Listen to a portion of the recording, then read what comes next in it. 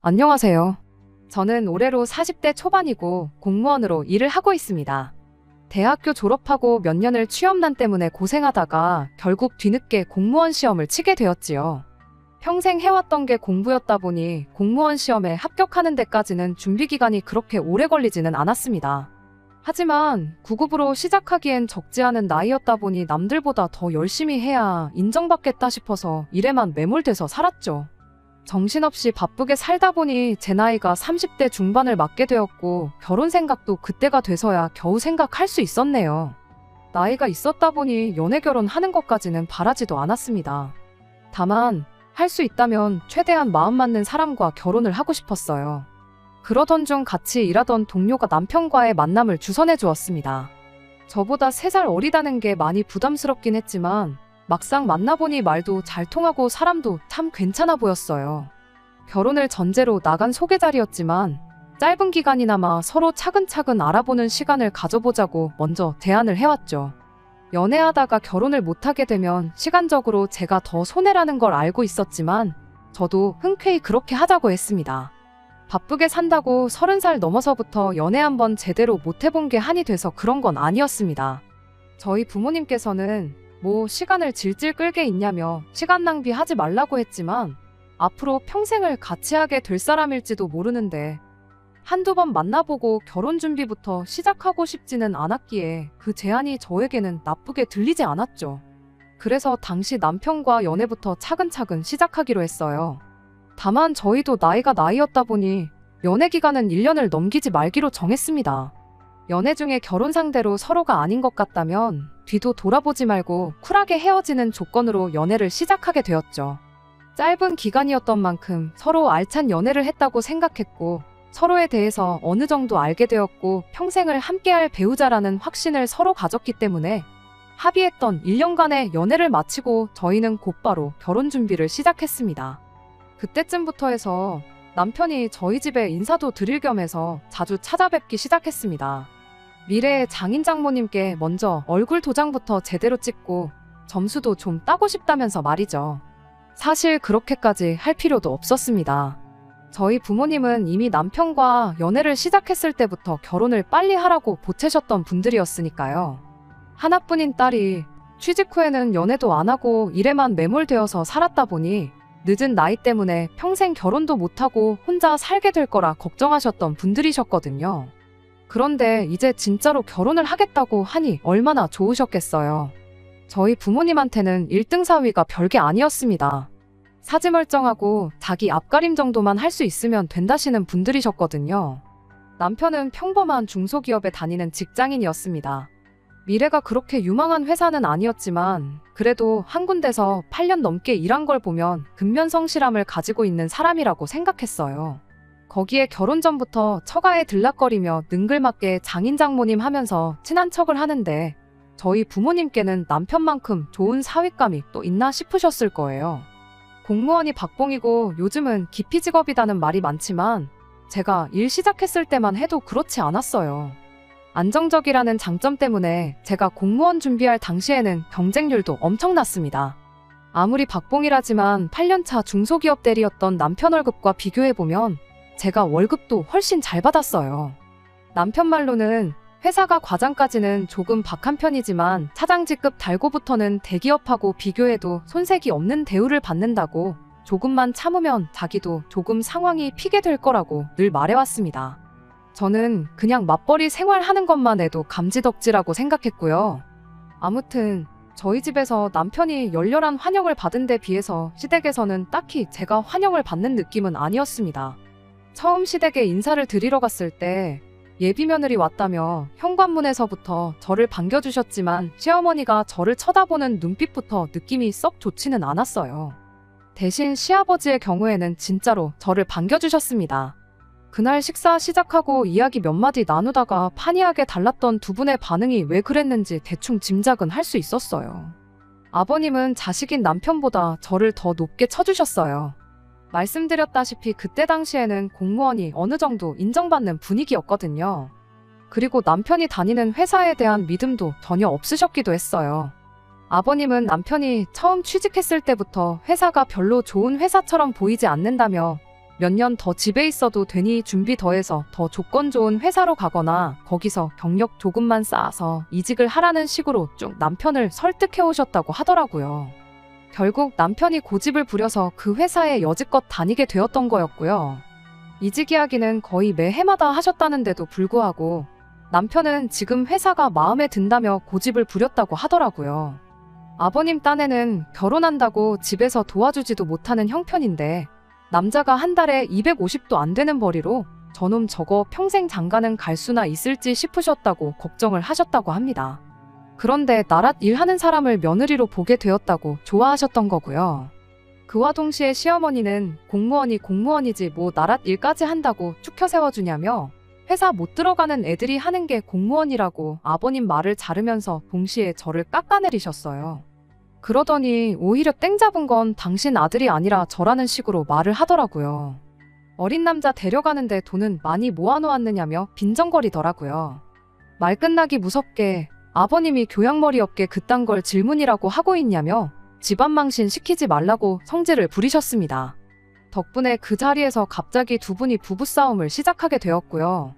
처음 인사드리러 온 건데 두 분 싸우는 모습을 두 눈으로 목격하니 정말 밥이 입으로 넘어가는지 코로 넘어가는지 모를 정도로 당황스럽고 불편했습니다.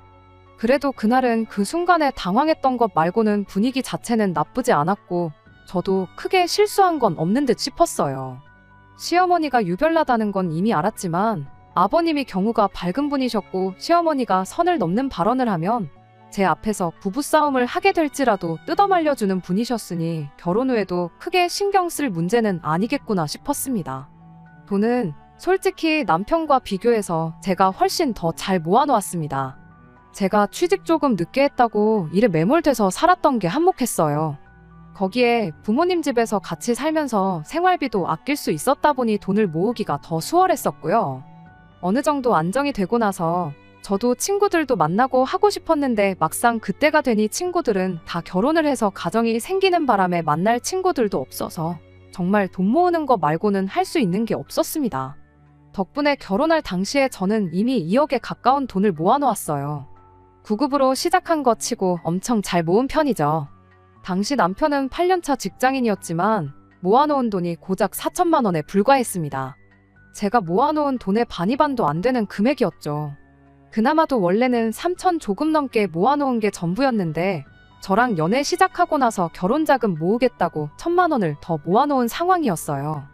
어쨌든 그때는 짧은 기간이나마 1,000만 원이나 모아놓은 게 경제관념은 가지고 있는 사람이라고 좋게 생각했습니다. 할 때는 하는 사람이구나 하는 믿음이 있었거든요.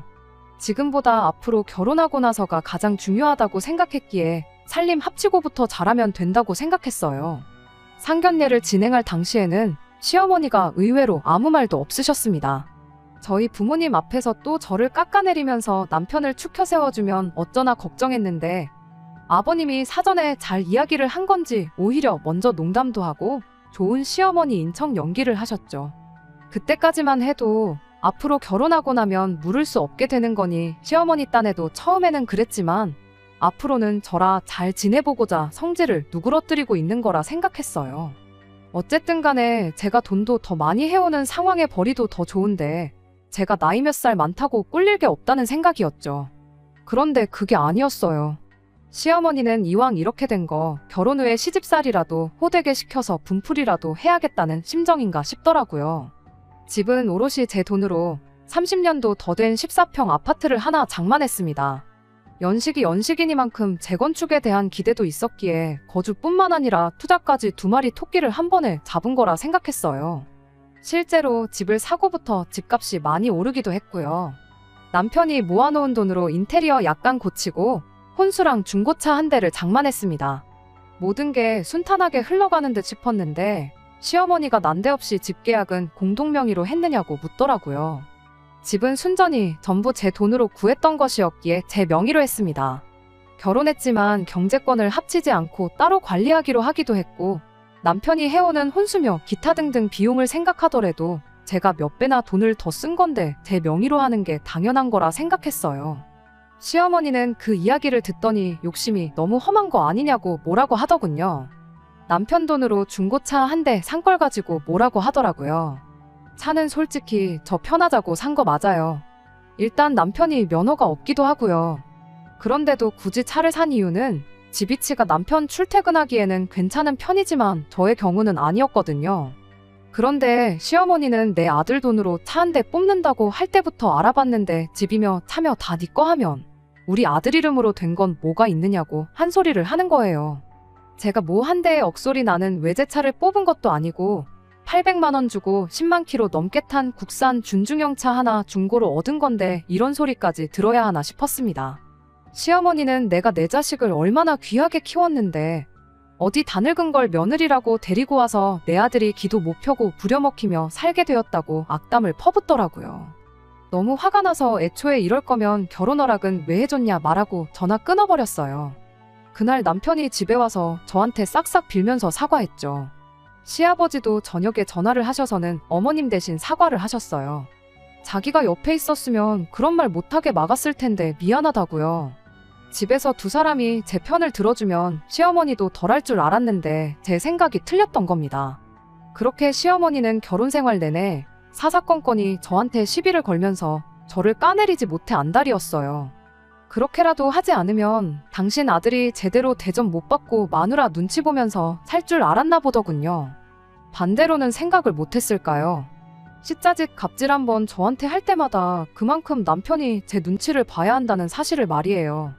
집도 제가 해왔고 돈도 더 잘 버는 데다가 결혼 비용도 몇 배를 더 했는데 제가 솔직히 눈치 볼 게 뭐가 있겠어요. 시어머니가 저럴 때마다 남편은 영문도 모른 채 시어머니 대신해서 저한테 사과하고 집에서 찍소리도 못하고 뒤죽은 듯 있어야 했죠. 남편이 견디다 못해 시어머니한테 한마디 해야겠다고 제 앞에서 전화를 했던 적도 있었습니다. 남편 딴에는 자기가 강하게 말하는 모습 보여주면 시어머니도 그만하시겠지 싶어서 한 것 같은데 결과는 오히려 역효과였어요. 저도 옆에 있었다 보니 시어머니가 말하는 걸 똑똑히 들었어요. 제 귀를 의심하지 않을 수가 없었죠. 시작부터 내가 뭐 한다고 너를 다 늙어빠진 네 마누라한테 장가 보낸 줄 아느냐며 한마디 했으니까요. 여자가 남자보다 평균 수명이 길다고 하지 않느냐고 그럼 적어도 네가 죽어라고 피땀 흘려 돈 벌어놓고 일찍 죽어버리면 네 마누라가 남은 돈 혼자서 펑펑 쓰지는 않겠구나 싶어서 허락했던 거라더군요. 그런데 돈 가지고 어린 남편 휘두르는 꼴을 보니 괜히 장가 보낸 것 같다는 소리를 하더라고요. 워낙 순식간에 튀어나온 말이라 남편도 시어머니를 멈출 수 없었고 저도 듣다가 안 되겠어서 전화기 뺏어 들고 한마디 했습니다. 어머님이야말로 아버님보다 나이가 5살이나 어리시지 않느냐. 그런데 어떻게 그런 말을 하실 수 있느냐고요. 저는 나가서 돈이라도 벌어오고 어머님 아들보다 돈도 더 잘 벌지 않느냐. 남편 돈으로 놀고 먹을 생각은 추워도 없으니 걱정 마시라 한마디 했습니다. 시어머니는 제가 들었을 거라곤 생각도 못했는지 잠시 당황하더니 이미 돌이킬 수 없는 걸 알게 된 건지 오히려 저한테 큰 소리를 내기 시작했죠. 당신은 집에서 바깥 양반 내조를 하고 있지 않냐면서 뒷바라지를 해줬으니 바깥 양반이 내 노후도 책임져 주는 게 당연한 거다 하는 소리를 하시길래 그럼 저도 당장 일 그만두고 집에서 남편 내조나 해야겠다고 했죠. 나이 많은 며느리라서 얼마나 다행이냐고. 그래도 일찍 죽어버리고 돈이 남으면 아까우니 돈은 앞으로 모으지 말고 있는 대로 다 써버려야겠다고 한마디 했습니다. 결국 시어머니와는 전화로 돌이키기 힘든 만큼까지 싸우게 되었고 그 덕에 한동안 시댁과 연을 끊고 지내게 되었습니다. 남편은 따로 시어머니와 연락을 하는 듯 보였지만 그걸 가지고 아예 못하게까지 하지는 않았습니다. 괜히 저 때문에 연 끊고 지낸다는 소리 듣고 싶지도 않았고 더 이상 시어머니가 저에게 피해만 끼치지 않는다면 아무런 상관없다는 생각이었거든요. 시댁과 아예 연락을 안 하고 지낸 건 아니었어요. 이따금씩 시아버지한테서는 잘 지내냐는 안부 연락이 걸려왔습니다. 평소에도 워낙에 저를 챙겨주시던 분이었으니 시아버지의 연락까지는 저도 무시하지 않았어요. 그러다 코로나 시기 막바지쯤 해서 일이 터지게 되었습니다. 남편 회사가 코로나 시작된 이래로 상황이 안 좋아지기 시작했거든요. 남편이 성실하기는 했지만 회사 내에서 크게 인정받는 사람은 아니었더라고요. 당장 해고를 시키지는 못했지만 남편이 직장 내에서 말 못할 괴롭힘을 당하고 있다는 사실을 알게 되었습니다. 실업급여 주는 것도 싫었던 건지 남편 스스로 관두게 만들 작정이었던 거예요. 하루는 남편 자리에 의자를 치워버렸다더라고요. 실적 운운하면서 남들 앉아서 일하는데 서서 일하라는 식으로 말이죠. 할 일도 없는데 땡볕 무더운 날씨에 교통비도 없이 외근을 보내서 굴린다던가 하는 식으로 남편의 숨통을 조여왔습니다. 남편은 그래도 월급은 나오니까 새 일자리 구해질 때까지는 그냥 참고 다니겠다는데 솔직히 그 이야기 듣고 그만두라고 하지 못할 사람이 세상에 몇이나 되겠나요. 그러던 와중에 엎친 데 덮친 격으로 시아버지까지 실직을 당하게 되었습니다. 그로 인해 시부모님 노후 문제에 비상등이 켜져 버렸죠. 아버님이 일하던 곳 사정이 코로나 끝나고 나니 오히려 더 어려워지면서 나이 많은 순서부터 정리해고를 당했다고 하더라고요. 남편이 회사에서 그 고생을 하는 가운데 시댁에 생활비까지 보내야 할 수도 있게 되었으니 정말이지 머릿속에 생각이 터질 듯이 많았죠. 남편 이직할 때까지 외벌이로 버티는 건 할 수 있지만 시댁 생활비까지 부담하라 그러면 못하겠다 싶었거든요. 남편이 하루하루 회사에서 버티고 있던 상황이긴 했지만 회사에서도 남편이 저렇게 버티고 나오면 그냥 해고를 할 수도 있었으니 남편 수입이 사라지는 건 시간 문제라 생각했습니다. 그래서 한 번은 남편을 불러서 이야기했죠. 당신 직장이 사라지고 당분간 집에서 있게 된다고 해도 괜찮다. 저금도 상당히 있으니 당신이 일자리만 빨리 구해준다면야 몇 개월 외벌이 하는 거는 아무런 문제도 되지 않는다고요. 하지만 시댁 생활비는 다르다고요. 아버님 성격에 우리한테 손 벌리지는 않으실 게 뻔하지만 시어머니는 당장부터 앓는 소리를 하고 계시지 않냐고. 시댁의 생활비까지라고 하긴 뭐하지만 한 달에 100만 원까지는 내가 어떻게든 해주겠다고 했어요.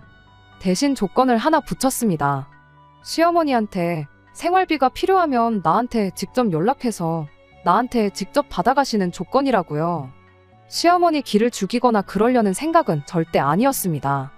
저한테 고마워할 필요까진 없지만 저한테 조금이나마 미안한 마음을 가졌으면 싶었던 마음이 더 컸겠네요.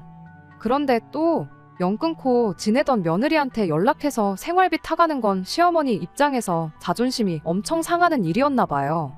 아버님 실직 소식을 들었을 때 길어야 2주 정도면 연락이 오겠구나 싶었는데 거의 반년이 지나가도록 저한테 연락 한 통이 없었거든요. 그렇게 반년이 지나서 시댁 소식을 듣게 되었는데 참으로 어이가 없는 소식이었습니다. 시어머니가 시아버지랑 이혼을 하기로 했다는 소식이었죠. 경제적 능력을 잃은 시아버지가 더는 필요 없어진 건지 평생 가족을 위해 헌신한 시아버지를 시어머니는 헌신짝 버리듯 버리기로 결정을 했던 거죠. 그나마 가지고 있던 집이나 기타 등등 재산을 분할받을 수 있었으니 노후 대책으로 적금 몇 개랑 집 한 채 덩그러니 있는 게 전부였는데 그걸로 둘이서 아둥바둥 아끼고 사느니 시어머니 딴에는 이혼해서 재산 절반 분할받는 게 손해보는 장사가 아니라고 생각했나 봅니다. 아버님도 책임감이 워낙에 강하셨던 분이니 시어머니의 그런 결정이 마음에 안 드셨겠지만 결국 재산을 반씩 분할하기로 하고 협의 이혼을 해주기로 하셨어요. 저는 그게 왠지 제 잘못처럼 느껴졌습니다. 한 달에 돈 100만 원이 뭐라고 그거 사이 안 좋은 시어머니한테 그냥 주기 싫어서 시어머니한테 직접 연락하라고 자존심을 부리다 시부모님을 이혼시켰구나 하는 생각이 들었거든요. 아버님한테는 죄송하다고 전화를 드렸어요. 아버님이 네가 잘못한 게 없는데 죄송할 게 뭐가 있느냐고 하시면서 몸 건강히 잘 지내라고 한마디 하시고 전화를 끊으셨죠. 담담한 말투로 말은 하셨지만 생각이 많은 듯한 목소리였습니다. 아버님 딴에도 차라리 생활비 문제로 매일같이 시어머니랑 다투느니 있는 재산 정확하게 반 갈라서 그 돈으로 각자 갈 길 가면 되겠구나 싶었던 것 같아요. 아무튼 간에 진짜 문제는 시부모님 황혼이혼이 완벽하게 끝나고 나서 발생하게 되었습니다. 노후 대비가 완벽한 게 아니었던 터라 사실상 재산이라곤 저금 얼마의 집 하나 가지고 있던 게 전부였는데 그 집 팔아서 재산 분할을 한다고 한들 시어머니가 돈만 쥐고 밖에서 노숙을 할 것도 아니고 지낼 곳이 필요했을 거 아니에요? 그런데 또 생각해보니 살 곳을 구하고 나면 생활비가 모자라게 될 것은 자명한 사실이었던 거죠. 문제는 시어머니가 주거에 필요한 비용을 아끼겠다고 짐 싸들고 저희 집으로 쳐들어온 게 문제였죠. 결혼하고 처음으로 시어머니가 저를 며느리 대접을 해주시더군요. 제가 시어머니한테 제대로 된 며느리 대접받자고 결혼한 것도 아니고 여지껏 말도 안 되는 이유로 사람 취급도 안 해주더니 이제서야 제 도움이 필요하니 찾아온 시어머니가 달가울 리가 없었죠. 게다가 자칫하다간 내 집에 시어머니를 모시고 살아야 할 판인데 오죽했겠나요. 시어머니가 아니라 오갈곳 없어진 시아버지가, 저랑 그나마 관계가 좋던 시아버지가 저를 다시 찾아오셨다고 해도 싫다고 했었을 겁니다. 그런데 남편이 난데없이 저를 방으로 끌고 가더니 일단 방 한 칸 내어드리고 나중 일은 나중에 생각하자고 하더라고요. 남편한테 제가 물었어요. 지금 모시게 되면 평생 모시게 되는 거 모르냐고 했죠. 그랬더니 남편이 오갈곳 없으시다는데 그럼 어머니를 길바닥에 내몰자는 거냐고 따지더라고요. 이혼을 결정한 것도 어머님이지 않냐, 그리고 오갈곳이 없긴 왜 없냐, 아버님한테 받은 돈이 있지 않냐고요. 그랬더니 남편이 그럼 어머니한테 월세로 30만 원씩 내라고 할 테니 같이 지내게 하자고 하더군요. 어이가 없었죠. 제가 시어머니랑 사이가 좋았던 것도 아니고 서로 대판 싸우고 1년 가까이 연을 끊고 지내기까지 했는데 고작 30만 원 받자고 시어머니를 내 집에 모시겠냐고 한마디 했네요. 제 눈치 많이 보고 저한테 잘하려고 노력하는 사람이었지만 결국 결혼하니 효자가 되는 건 어쩔 수 없었나 봐요. 아무리 봐도 아버님한테 재산분할 받아서 목돈이라도 쥐고 있는 시어머니 상황이 직장도 잃고 뭐 아무것도 가진 거 없는 남편 상황보다 훨씬 좋다는 걸 몰랐던 걸까요? 이 집의 지분이라고는 이사 들어올 때 도배장 파는 거랑 혼수 몇 가지밖에 없는 사람이 자기도 이 집에 지분이 있다며 그 정도 정할 권리가 있다고 소리를 치대요.